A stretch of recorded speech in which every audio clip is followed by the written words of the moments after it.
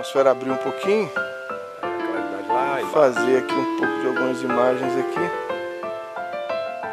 A represa do Funil ao fundo, tem ali a siderúrgica da Votorantim. Do lado de cá, o Visconde de Mauá. De cá é o Visconde de Mauá.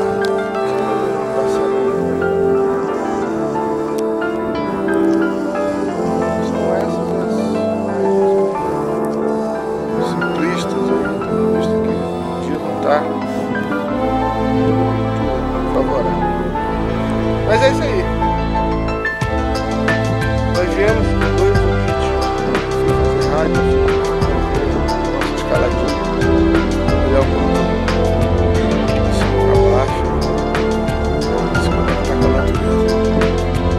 Eu não consegui fazer muita coisa no rádio, mas no segundo ponto a gente conseguiu bem.